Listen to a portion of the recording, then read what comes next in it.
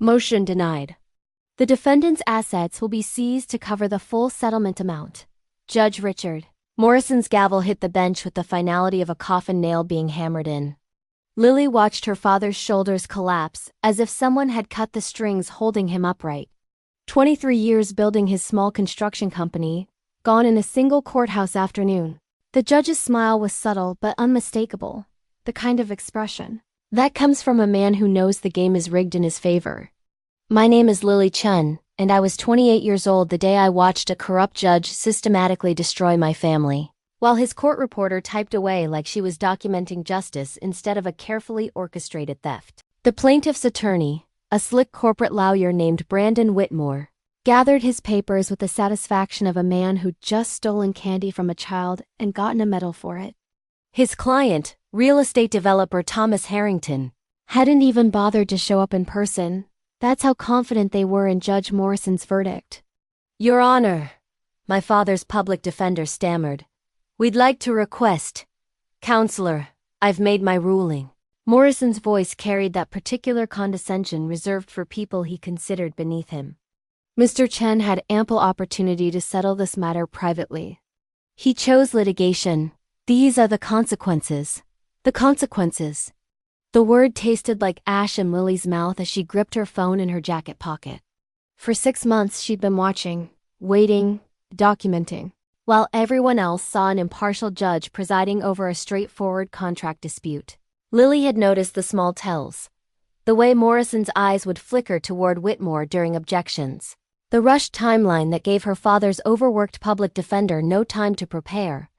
The sidebar conversations that lasted just long enough to redirect the trial's momentum.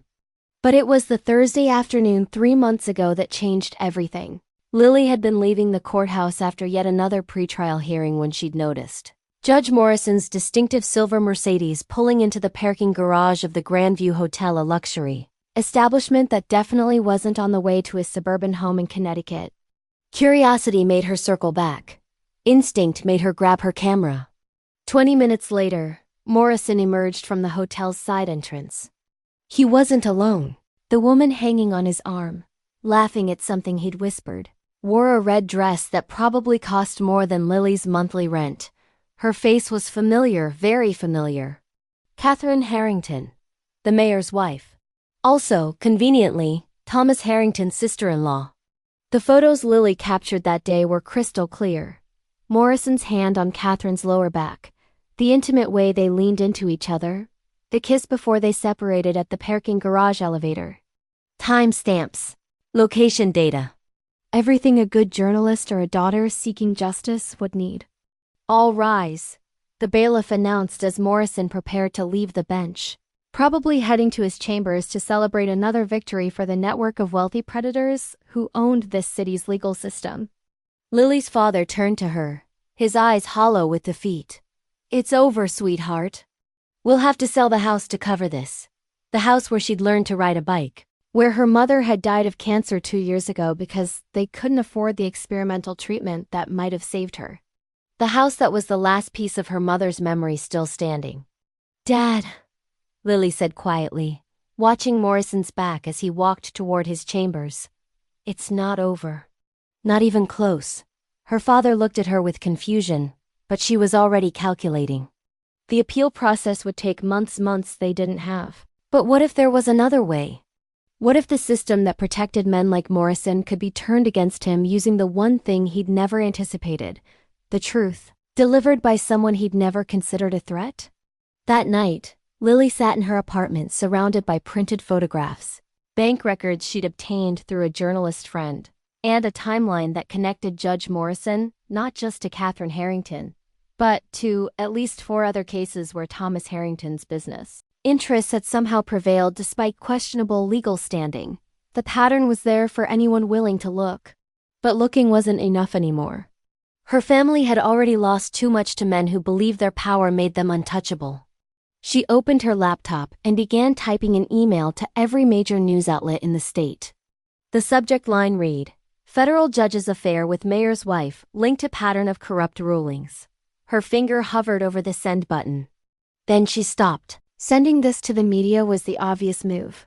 The expected move. But obvious and expected meant Morrison's wealthy friends would have time to craft a narrative to discredit her, to make this disappear into the 24-hour news cycle like so many other corruption scandals. No, this required something more surgical, more personal, more devastating. Lily deleted the email and opened a new browser window. If Judge Morrison thought he could smile his way through destroying innocent families while sleeping with the mayor's wife, he was about to learn that some daughters keep better records than his court reporter ever did. The photo of Morrison and Catherine kissing stared back at her from the computer screen. But it wasn't just about the affair anymore. Lily had discovered something else while digging through public records, something that connected Morrison's rulings to a real estate development scheme that had already displaced 3 other small business owners in the past 2 years. The pattern was unmistakable once you knew where to look. What Morrison didn't know, what none of them knew, was that Lily Chun wasn't just a grieving daughter watching her father's life fall apart. She was an investigative researcher who'd spent 5 years at the State Attorney General's office before burning out on a system that protected the powerful. She knew exactly how to build an airtight case. And more importantly, she knew exactly who would care most about Morrison's extracurricular activities. Her phone buzzed, a text from her father. "Can't sleep. Keep thinking about your mother. She'd be so disappointed in me for losing everything she worked for." Lily's jaw tightened. Her mother hadn't died disappointed. She'd died fighting. And her daughter had inherited that same fire. She pulled up a contact she'd been saving for the right moment. Michael Harrington, the mayor's chief of staff and younger brother. The same Michael Harrington who'd recently announced his intention to run for mayor in the next election on an anti-corruption platform. The same Michael Harrington who apparently had no idea his brother, Thomas, was sleeping with his boss's wife, or that a corrupt judge was helping Thomas steal properties across the city. Sometimes the best revenge isn't loud. It's strategic. If you're enjoying this story of corruption, power, and a daughter who refuses to let injustice win, don't forget to subscribe to the channel for what comes next. Because Judge Morrison's smile was about to crack in ways he never saw coming. And the real question wasn't whether Lily would expose him, it was how many powerful people would fall when she finally did. The eviction notice arrived 3 days after the verdict. Not in 2 weeks, not with any grace period. 3 days. Thomas Harrington's people worked fast when Judge Morrison greased the wheels.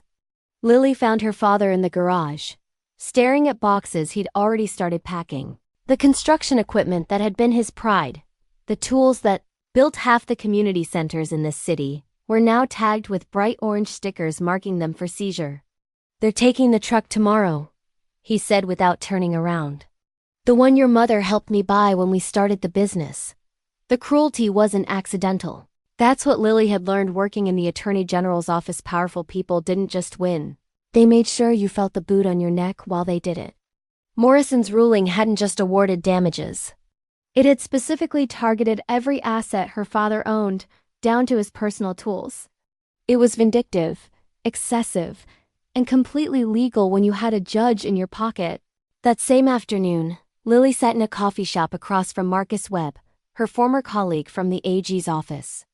Marcus had been the only prosecutor willing to take on public corruption cases, which is exactly why he'd been quietly pushed out 2 years ago. "You're sure about this?" Marcus slid a manila folder across the table. Inside were financial records showing wire transfers between a shell company owned by Thomas Harrington and an offshore account that Marcus had traced back to Morrison's wife. "Because once you start pulling this thread, these people will come after you hard. They already came after my family." Lily photographed each page with her phone, her hand steady despite the coffee shop's terrible lighting.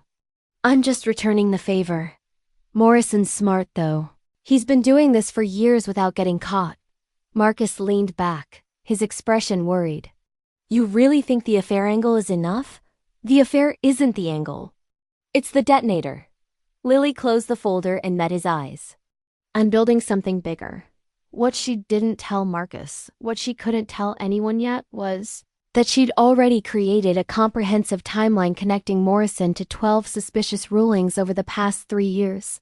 Every case involved properties in the downtown corridor where Thomas Harrington was quietly assembling parcels for a massive development deal. The affair with Catherine Harrington was personal leverage. The financial records were the killing blow. But first, she needed Morrison to feel invincible. Predators make mistakes when they think they've already won. That evening, Lily attended a mandatory settlement conference at the courthouse, another humiliation orchestrated by Morrison's ruling. The judge wanted her father to agree to an accelerated payment plan that would bankrupt him within 6 months instead of 12. She arrived early and waited in the hallway outside Morrison's chambers. When he finally emerged, his expression shifted from mild annoyance to something close to pity when he saw her. Miss Chun. He adjusted his expensive watch, a Rolex she'd noticed in several of her photographs with Catherine. I understand this is difficult, but your father made poor business decisions. The court simply enforced valid contracts. The condescension in his voice was so thick Lily could taste it. This was a man who'd never been challenged by anyone who couldn't afford a team of lawyers. Valid contracts. Lily kept her voice neutral, almost deferential. Of course, Your Honor. Morrison's smile widened slightly, pleased by what he perceived as submission. I'm glad you understand. Perhaps you can help your father see reason about the settlement terms. It would be unfortunate if this became more complicated than necessary. More complicated. The threat was barely veiled. Sign away everything quietly, or we'll make the process even more painful. I'll talk to him, Lily said, playing the role of dutiful daughter accepting defeat. Morrison nodded and walked past her, already dismissing her from his thoughts. He had a dinner reservation at the Grandview Hotel in 90 minutes. Lily knew because she'd been monitoring his credit card statements through a source who owed her a favor. Catherine would be waiting in room 412, same as every Thursday. But tonight would be different. Tonight, Lily had arranged for someone else to be at the Grandview. Someone whose presence would make Morrison very, very nervous once he understood what it meant. The settlement conference lasted 45 minutes of legal theater where her father's public defender stammered through objections, while Whitmore's team presented terms designed to destroy what little remained of her father's dignity.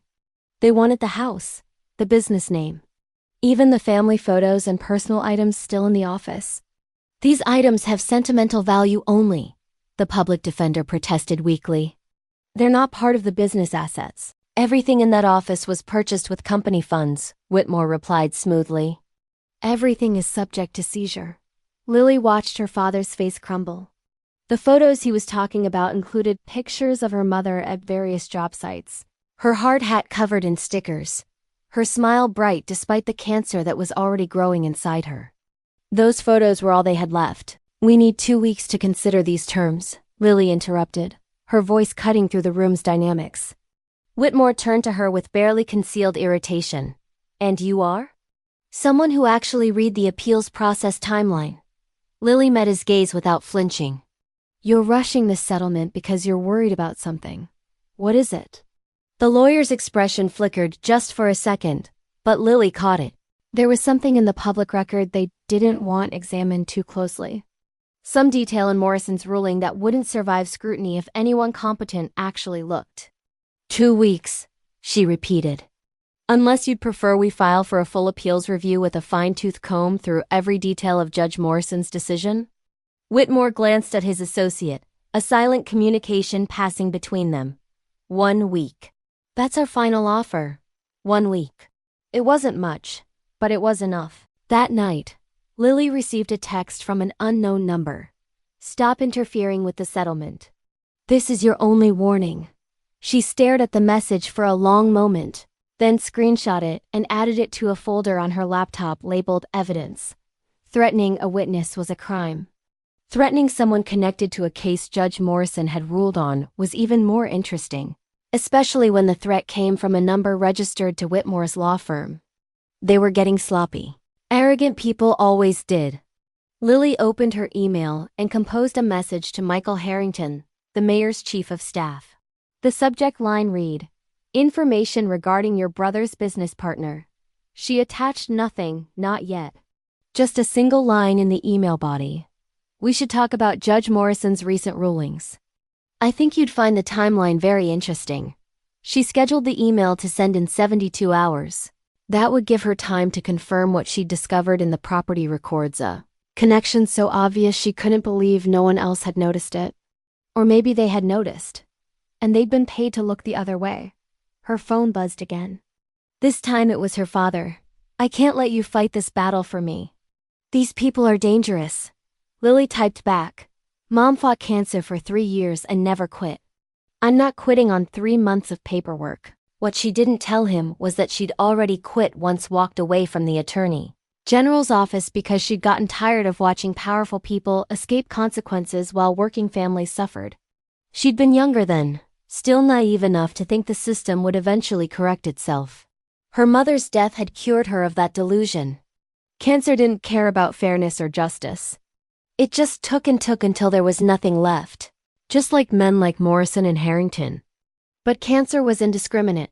Men like Morrison made choices. And choices left trails. Lily pulled up the surveillance photos from the Grandview Hotel again. But this time she wasn't looking at Morrison and Catherine. She was looking at the background, at the valet who'd parked Morrison's car, at the hotel employee who'd seen them enter together, at the security camera positioned above the side entrance. Hotels kept security footage for 90 days. She had 67 days of Morrison's Thursday night visits documented in her timeline. That was a lot of footage. A lot of witnesses. A lot of evidence that couldn't be dismissed as a single mistake or misunderstanding. Morrison thought he was untouchable because he'd been doing this for years without consequences. But that's not what made him invincible. That's what made his fall inevitable. Every week he walked into that hotel. He added another nail to his own coffin. He just didn't know Lily was the one holding the hammer. The trick wasn't destroying Morrison. The trick was making sure when he fell, he took everyone protecting him down too. Thomas Harrington. Brandon Whitmore. Every judge and lawyer and city official who'd looked the other way while families like hers were systematically robbed by men who treated the legal system like their personal piggy bank. Lily opened a new document and began drafting a formal complaint to the Federal Judicial Ethics Committee. Not to file now, that would tip her hand too early, but to have ready. Because when this house of cards started falling, it would fall fast, and she needed to make sure every domino was positioned perfectly. Her phone lit up with a notification. The scheduled surveillance on Morrison's car had sent an alert he was leaving the Grandview Hotel. Right on schedule. Creature of habit, like all predators who'd never been hunted before. What Judge Morrison didn't understand, what none of them understood, was that Lily Chun wasn't just some grieving daughter playing detective. She'd spent 5 years learning how corrupt officials covered their tracks. She knew their playbook because she'd watched prosecutors try to use it against them and fail. But she also knew something else. The system that protected men like Morrison only worked when everyone stayed quiet, when victims accepted their losses and moved on. When daughters like her decided fighting wasn't worth the risk. Lily looked at the photo of her mother on her desk, the one from the last job site before the diagnosis, hard hat tilted back, eyes bright with the satisfaction of work well done. Her mother had taught her that some things were worth fighting for, even when the odds looked impossible. Especially when the odds looked impossible, because that's when powerful people made their biggest mistakes. They assumed you'd already given up. The deadline Whitmore had given them was 5 days away when Lily made her first real move. She'd spent the week doing something Morrison's team would never expect from a defeated family. She'd hired a lawyer. Not just any lawyer, but Jennifer Walsh, a former federal prosecutor who'd made her name taking down a state senator for bribery. Walsh had left the U.S. Attorney's Office 3 years ago to start her own practice, specifically targeting cases other firms wouldn't touch. Your father can't afford me, Walsh said bluntly when they met in her downtown office. The view overlooked the same courthouse where Morrison had smiled while destroying their lives. I'm not asking you to take his case. Lily slid a USB drive across the desk. I'm asking you to look at something that might interest you professionally. Walsh hesitated, then plugged the drive into her computer. Lily watched her face as she scrolled through the files. The photos, the financial records, the timeline connecting Morrison's rulings to Harrington's property acquisitions. The prosecutor's instincts were still there, visible in the way Walsh's eyes sharpened with each new piece of evidence. Where did you get these bank records? Walsh finally asked. A journalist never reveals her sources. You're not a journalist anymore. No, Lily agreed. I'm someone with nothing left to lose. which makes me significantly more dangerous than any journalist you've ever met. Walsh leaned back in her chair, studying Lily with new appreciation. You worked for the AG's office. Marcus Webb told me about you, said you were the best researcher they had until you walked out. I didn't walk out. I was escorted out after I suggested too loudly that we should investigate a judge's son for securities fraud. Lily's smile was thin. Turns out that judge played golf with my boss. Funny how that works. So this is personal. This is justice. Personal is just a bonus. Lily met Walsh's gaze steadily. Morrison has been doing this for years. My father is just the latest victim. If we take him down, we save everyone he would have destroyed next year. But I need someone who knows how to navigate the federal system without getting buried by his connections. Walsh closed the laptop, her expression unreadable. You understand that going after a sitting federal judge is career suicide if we fail? Good thing I already destroyed my career once. It's easier the second time. For a long moment, Walsh said nothing. Then she smiled. The kind of smile that made Lily understand why this woman had terrified corrupt politicians. I'll take your father's case. Pro bono. But on one condition. What's that? When this is over and Morrison is finished, you consider coming back to the legal world. We need people who give a damn about actual justice instead of just billable hours. Lily nodded slowly. Deal. What she didn't tell Walsh was that she'd already lined up 2 other pieces of this puzzle. The first was Daniel Park, a forensic accountant who specialized in tracking money through shell companies, the kind of financial detective who'd testified in federal corruption cases and never lost. Park owed Lily a favor from her AG days when she'd helped him navigate a subpoena that would have destroyed his business. The second was more delicate. Agent Rebecca Torres from the FBI's Public Corruption Unit. Torres had been quietly building a case against city officials for 18 months, but she lacked the evidence to move forward. Lily had evidence. Torres had federal authority. It was a natural partnership, if Lily could convince her that a civilian should be involved in a federal investigation. 3 days before the settlement deadline, Lily received another threatening message. This one was more specific. Your father could have an accident. Construction sites are dangerous places. Stop causing problems. She screenshot it, forwarded it to Walsh, and then did something Morrison's people wouldn't anticipate. She replied, You're right. Construction sites are dangerous. So are federal courtrooms when someone's been taking bribes. Want to compare notes on workplace hazards? The response came back in minutes. You have no idea who you're dealing with. Lily typed, Richard Morrison, born 1968, appointed to federal bench 2015. Affair with Catherine Harrington ongoing since 2022. Financial connections to Thomas Harrington's development company documented in at least 12 cases. Want me to keep going, or should we discuss how your threatening messages are now part of a federal investigation? Her phone didn't buzz again that night. But the next morning, something interesting happened. The settlement deadline was suddenly extended another 2 weeks with no explanation. Whitmore's office sent a terse email citing scheduling conflicts, but Lily knew better. Someone had gotten nervous. She met with Agent Torres that afternoon in a parking garage 3 miles from downtown, away from cameras, away from anyone who might report back to Morrison's network. This better be worth my time, Chen. Torres was in her late 40s, dressed in a dark suit that screamed federal agent, her expression skeptical. I don't usually meet with civilians who claim to have evidence of judicial corruption. That's because most civilians don't have this. Lily handed her a tablet showing the complete timeline she'd built: dates, financial transfers, case numbers, photos of Morrison with Catherine, witness statements from court employees who'd noticed irregularities. Torres scrolled through it in silence, her skepticism slowly morphing into focused intensity. Some of this information is sealed court record. How did you? Does it matter where I got it if it's accurate? It matters if I need to use it in court. Then you'll be happy to know I have parallel documentation from public records that supports everything sealed. Lily pulled out a second tablet. Property transfers, LLC filings, tax records, all available through legal channels. The sealed documents just help me know where to look. Torres studied her for a long moment. You're either incredibly brave or incredibly stupid. My mother died because we couldn't afford treatment while Judge Morrison was taking bribes to approve development deals that lined his pockets. I passed stupid about 3 months ago and landed somewhere in the neighborhood of righteously furious. Something shifted in Torres's expression, a recognition of shared purpose. I can't promise you anything. Federal investigations move slowly, and judges have protections that make them difficult to touch. I'm not asking you to move slowly. I'm asking you to be ready. Lily met her eyes.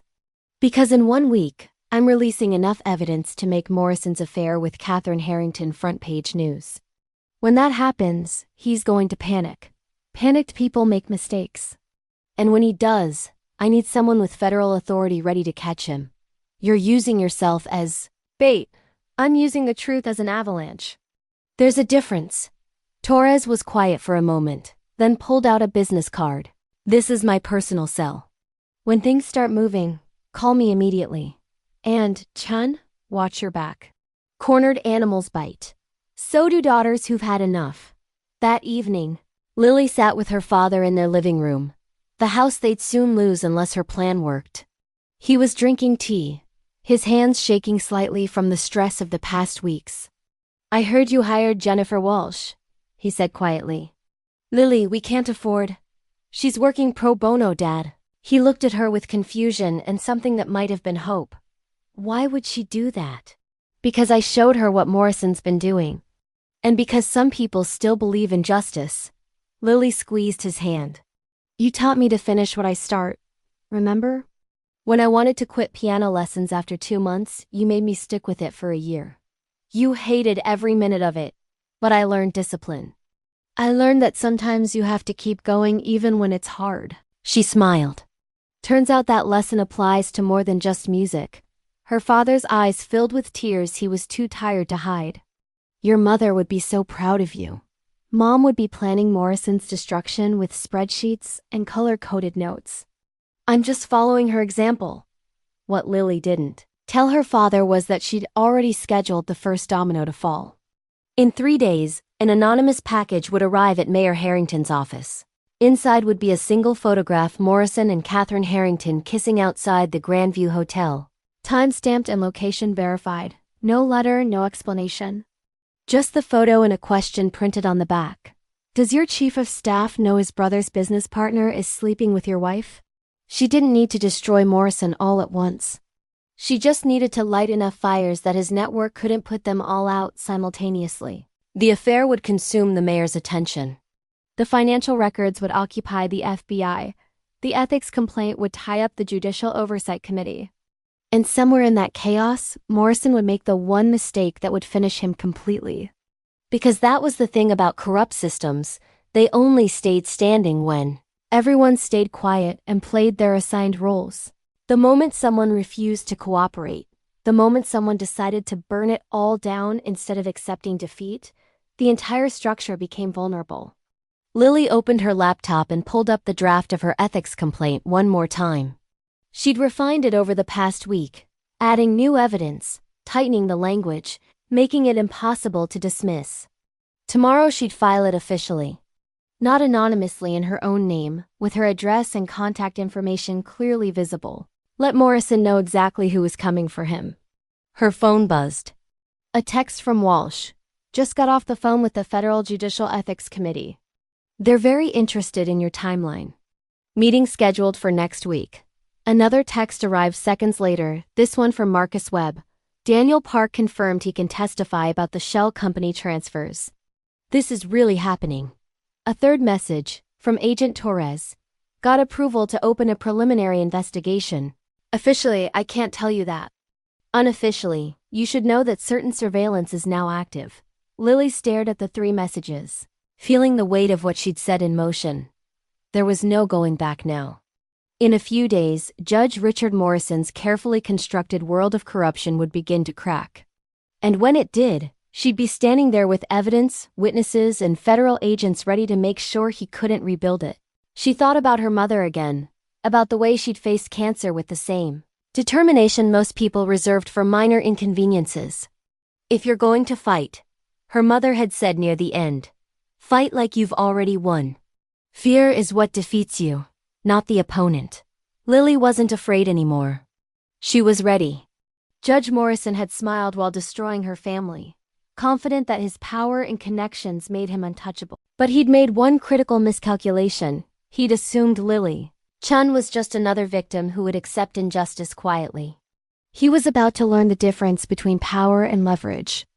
And more importantly, he was about to discover that the daughter of immigrants who built their dreams with their own hands knew exactly how to dismantle someone else's house of cards. One carefully documented piece of evidence at a time. The package arrived at Mayor Harrington's office on a Tuesday morning, delivered by standard courier. His secretary opened it routinely, then went very pale and closed the office door before showing him the contents. Lily knew this because Michael Harrington, the mayor's chief of staff and her secret ally, called her within the hour. "He's losing his mind," Michael said quietly. Screaming at his assistant, threw a paperweight at the wall. "My brother Thomas is being summoned to the office right now. And Catherine? Already filed for separation. Her lawyer contacted him an hour ago." Michael's voice carried grim satisfaction. Apparently this wasn't her first affair, but it's the one that finally gave her leverage in the divorce. She's taking half of everything. The first domino had fallen exactly as planned. Judge Morrison learned about the mayor's package 40 minutes later when Thomas Harrington called him in a panic, violating their unspoken rule of never communicating directly. Lily knew this because Agent Torres had gotten approval for wiretaps the previous week. Morrison's phone was now federal evidence. "What the hell did you do?" Harrington's voice crackled through the recorded line. "The mayor knows about Catherine. He knows about the hotel. Do you understand what this means for our development deal?" Morrison's response was pure venom. "I did nothing. Someone is targeting us. We need to find out who. I know exactly who. That Chun girl. The one whose father you bankrupted. She's been asking questions, hiring lawyers. Whitmore told me to handle it quietly. But you said she was nobody. That she'd give up like everyone else." "She is nobody."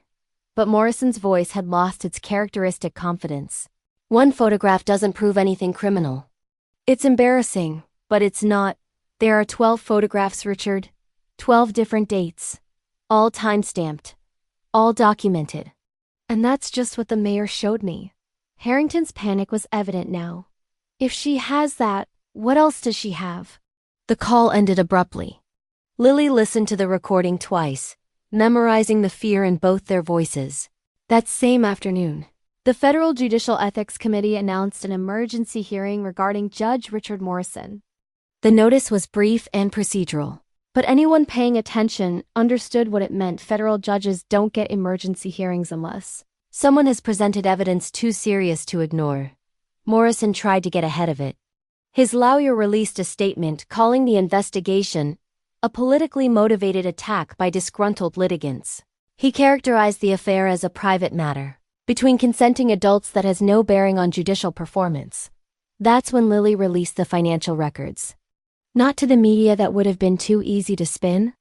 Instead, she sent them directly to the Federal Bureau of Investigation's Public Corruption Unit, the Internal Revenue Service Criminal Investigation Division, and the State Bar Association's Ethics Board.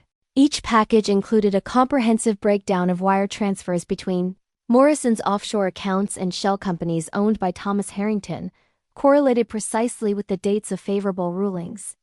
Walsh had helped her craft the documentation to meet federal evidentiary standards. Every transaction had supporting documentation. Every ruling had case law showing how Morrison's decisions deviated from precedent. Every connection was mapped with the precision of someone who'd spent 5 years learning how prosecutors build cases. Morrison's lawyer tried to call it circumstantial.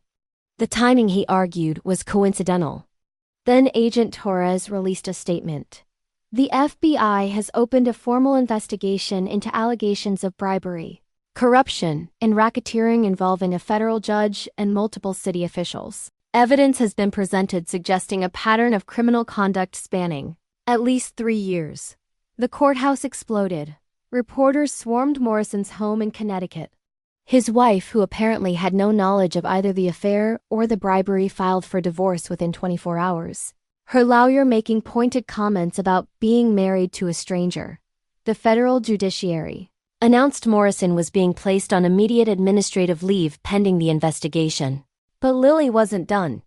The emergency ethics hearing was scheduled for Friday morning.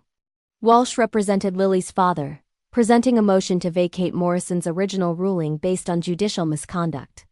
The hearing was supposed to be closed to the public, but someone Lily suspected Michael Harrington leaked it to every major news outlet in the state. The courtroom was packed with cameras. Morrison arrived looking like he'd aged 10 years in 1 week. His expensive suit couldn't hide the tremor in his hands, the way his eyes darted around the room searching for allies who were no longer there. Brandon Whitmore sat 3 rows back, notably not at the defense table. His firm had already issued a statement distancing themselves from Morrison's alleged personal misconduct. Thomas Harrington wasn't there at all. He'd left the country 2 days earlier, supposedly for business meetings in the Cayman Islands. Nobody expected him to return. The ethics panel consisted of 3 senior judges, their expressions carved from granite. The lead judge, a woman Morrison had once dismissed as too emotional for criminal cases, called the hearing to order. "We've reviewed the evidence presented by Ms. Walsh on behalf of her client," she began. "We've also received documentation from federal investigators regarding financial irregularities that appear to correlate with Judge Morrison's case rulings." "Judge Morrison, do you wish to respond to these allegations?" Morrison's lawyer stood.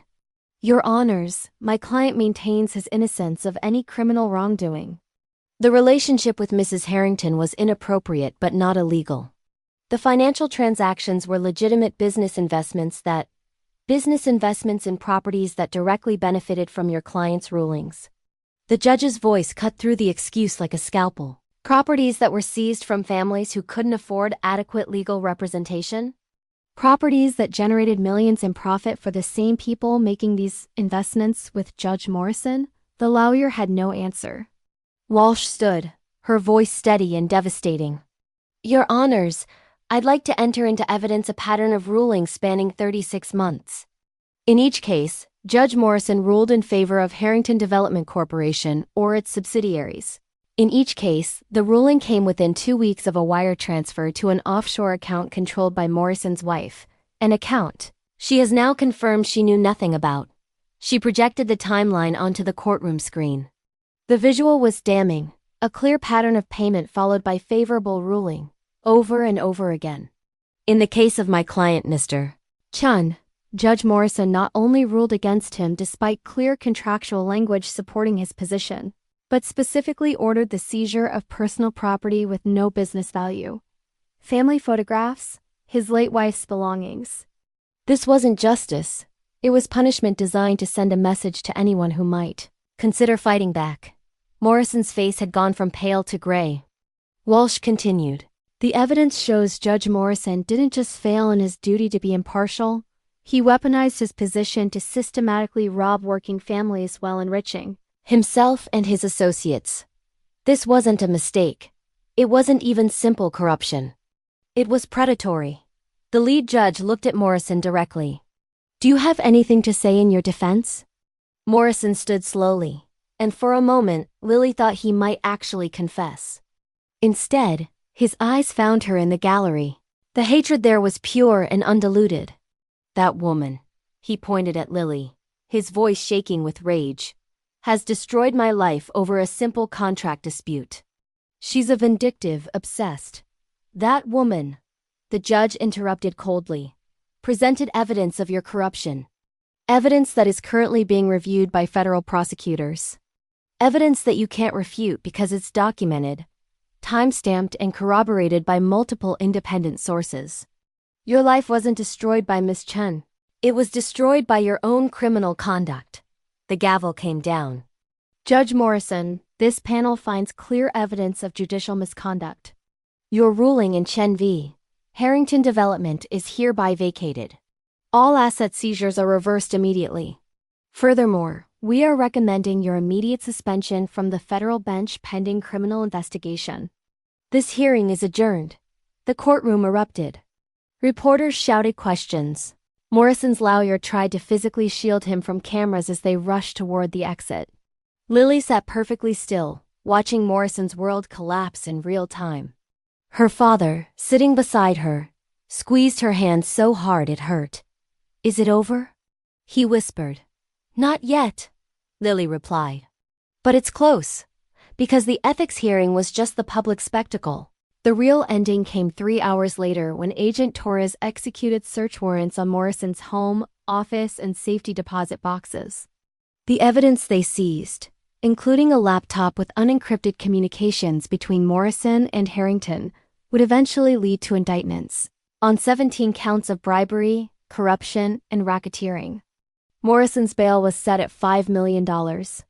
He couldn't make it. The man who'd smiled while destroying her family spent his first night in federal custody in a holding cell, waiting for a bail bondsman who would never come. The irony wasn't lost on anyone. That evening, Lily received a call from Michael Harrington.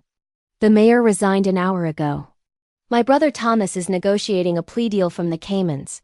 His lawyer says he'll cooperate with federal prosecutors in exchange for reduced charges.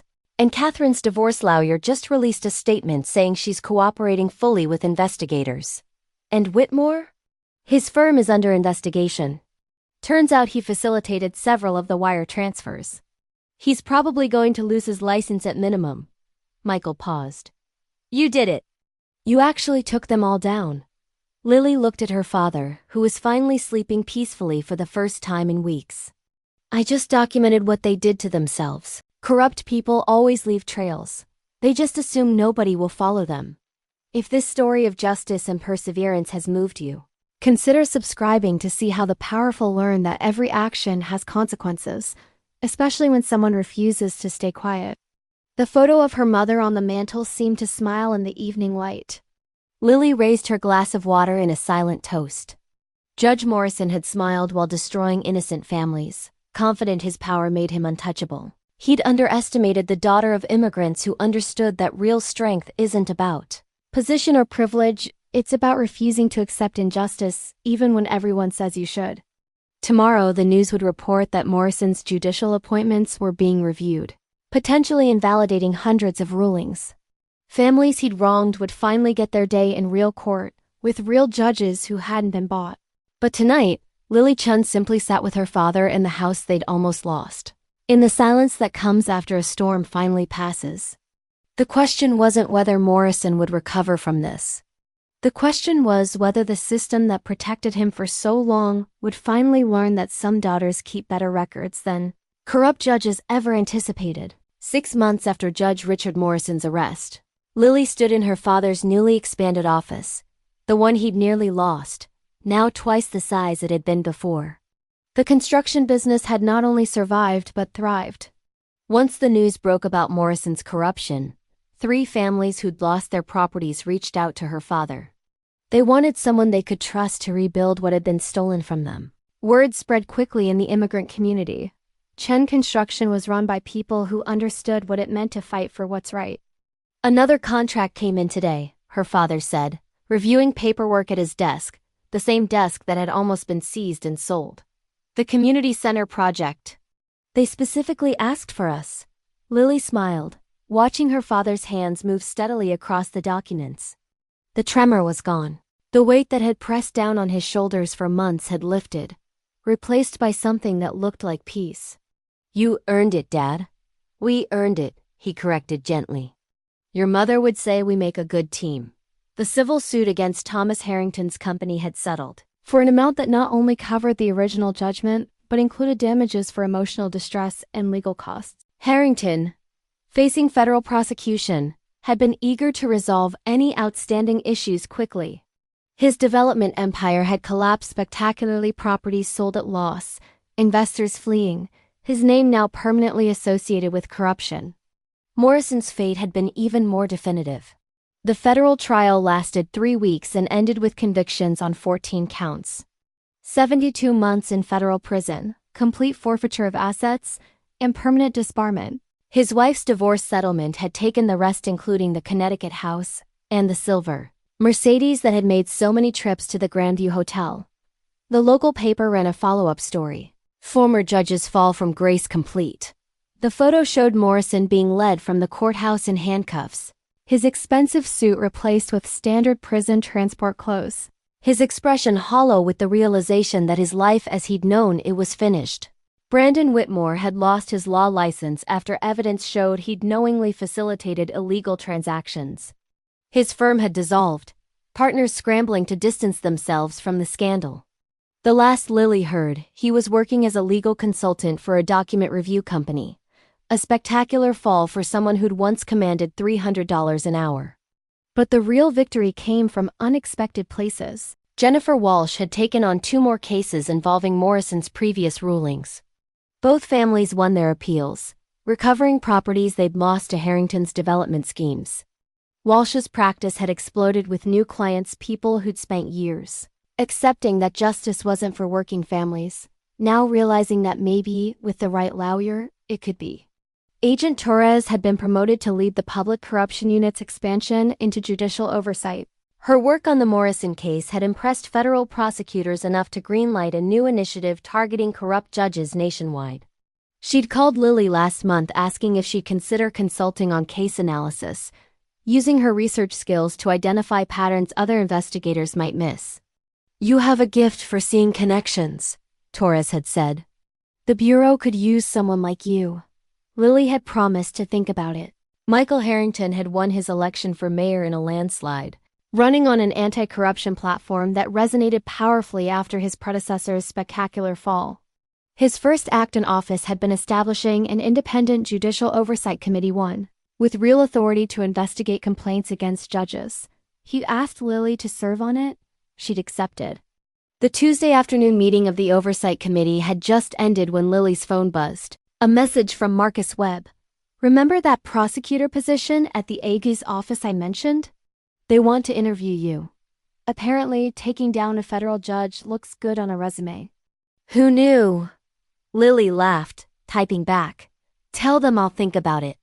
I'm kind of enjoying being the person they call when justice needs a push in the right direction." That evening, she visited her mother's grave for the first time since the trial ended. The headstone was simple, elegant, exactly what her mother would have wanted.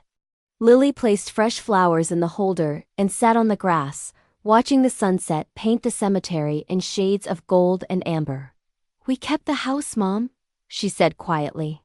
"Dad's business is doing better than ever.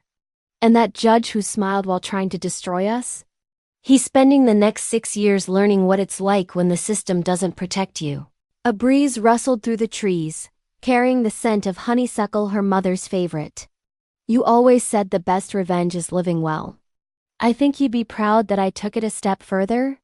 The best revenge is living well, and making sure the people who hurt you can't hurt anyone else." Lily pulled out her phone and scrolled through recent messages. Families thanking her for inspiring them to fight back against injustice. Lawyers asking for copies of her investigative methodology. Journalists wanting to interview her about how one person could take down an entire network of corruption. She declined most of the interview requests. This wasn't about fame or recognition. It was about making sure the system actually worked the way it was supposed to, protecting people instead of predators. Her father had asked her once if she regretted the months spent building the case against Morrison, the sleepless nights documenting evidence, the risk of retaliation from powerful people. "I regret that it was necessary," she'd told him. "But I don't regret doing it, because that was the thing about justice. Someone had to be willing to fight for it, even when fighting looked impossible. Especially when fighting looked impossible." Morrison had counted on that impossibility. He'd spent years perfecting a system where working families couldn't afford real lawyers, couldn't navigate complex procedures, couldn't fight back against judges who held all the power. He'd created a machine designed to grind people down until they accepted defeat as inevitable. What he hadn't counted on was Lily Chun, a daughter who'd watched her mother fight cancer with relentless determination, who'd learned that some battles are worth fighting, even when you're terrified, who understood that detailed documentation and strategic patience could topple empires built on arrogance and assumption. The sunset deepened into twilight. Lily stood, brushing grass from her jeans, and took one last look at her mother's grave. "I finished what you started, Mom. We built something worth protecting, and I protected it. Just like you taught me." Walking back to her car, Lily thought about Morrison sitting in his federal prison cell, probably still convinced that he'd been unfairly targeted, That his corruption was somehow different from other corrupt officials who got caught. Men like him never truly understood that their downfall wasn't about bad luck or vindictive enemies, it was about choices. Every bribe he'd accepted was a choice. Every family he destroyed was a choice. Every time he'd smiled while wielding his power against people who couldn't defend themselves was a choice. And every choice left evidence. 3 weeks later, Lily started her new position with the Federal Judicial Oversight Initiative. Her title was Senior Investigative Analyst. But her real job was simpler. Find the next Richard Morrison before he could destroy the next family. Her office overlooked the same courthouse where Morrison had once presided. Some mornings, she'd stand at the window with her coffee, watching lawyers and families stream through the doors, seeking justice in a system that didn't always deliver it fairly. But now, at least, someone was watching. Someone was documenting. Someone was ready to act when judges forgot that their power came with responsibility. Her father called during lunch. "I just got off the phone with the Lopez family. You remember them? Lost their restaurant to Harrington's development scheme. They're reopening next month. They invited us to the grand opening. We should go," Lily said, smiling. "Your mother loved their proposal." Her father's voice carried both sadness and warmth. "She'd want us to celebrate with them." After hanging up, Lily turned back to her computer, where a new case file waited for review. A judge in Philadelphia with a suspicious pattern of rulings favoring a particular real estate developer. The complaints had been dismissed as coincidental by local oversight, but the timing bothered someone enough to flag it for federal review. Lily opened the file and began reading, her trained eye already identifying patterns that looked troublingly familiar. Some people might call what she did to Morrison revenge. But revenge implied something personal, something petty. What Lily had done was simply refuse to let injustice continue unchallenged. She'd taken a corrupt system that protected powerful men and forced it to acknowledge that sometimes, the daughter of immigrants with nothing but determination and documentation could burn that protection down to ash. Morrison had tried to destroy her family, but in the end, he destroyed himself. Every bribe, every affair, every corrupt ruling had been another piece of evidence she'd used to build his cage. He'd handed her the tools for his own downfall, then been shocked when she actually used them. The truth was simple. The best revenge isn't screaming or violence or matching cruelty with cruelty. The best revenge is succeeding so completely that your enemies are forced to watch from wherever they've fallen, realizing too late that underestimating you was the biggest mistake they ever made. Judge Richard Morrison would spend the next 6 years thinking about the daughter he'd dismissed as nobody important, the one who documented his corruption with the precision of a federal prosecutor and the determination of someone who had nothing left to lose and everything to fight for. And Lily Chen would spend those same years making sure other families didn't have to fight their battles alone, that other daughters didn't have to watch corrupt judges smile while destroying everything their parents built. Because justice wasn't just about punishing the guilty.